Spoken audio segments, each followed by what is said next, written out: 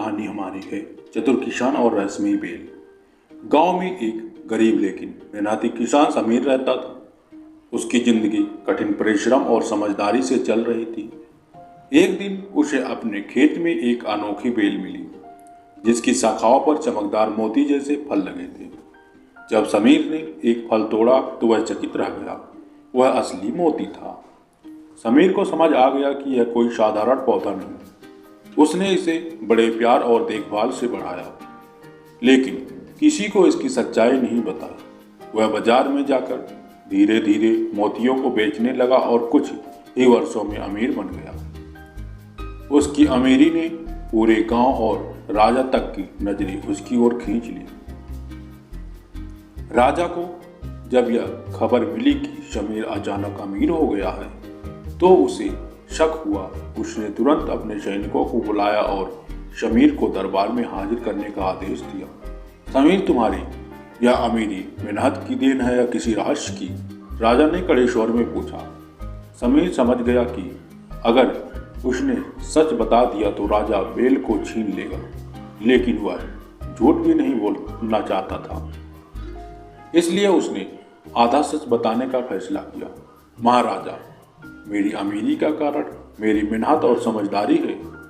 मैंने अपने खेत की अच्छी देखभाल की और उसमें एक दुर्लभ औषधि बेल उगाई जिसके फल बहुत कीमती होते हैं। राजा को समीर की बातों पर यकीन नहीं हुआ।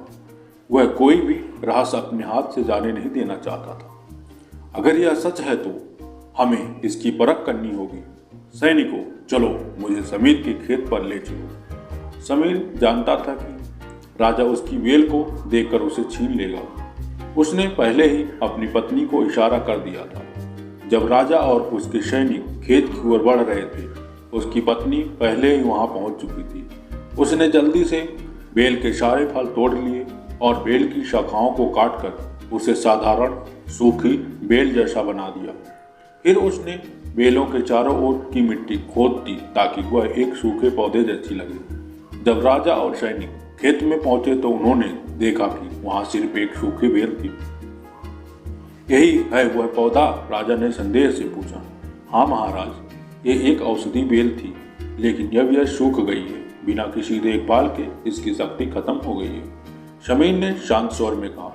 राजा ने चारों ओर देखा, लेकिन कुछ भी आसमान नहीं पाया। सैनिक, यह किसान झूठ नहीं बोल रहा। इसकी किस्मत अब उसका साथ नहीं दे रही है। इसे छोड़ दो, लेकिन अगर कभी कुछ संदिग्ध लगे तो फिर जांच होगी। राजा और उसके सैनिक चले गए और समीर ने राहत की सांस ली।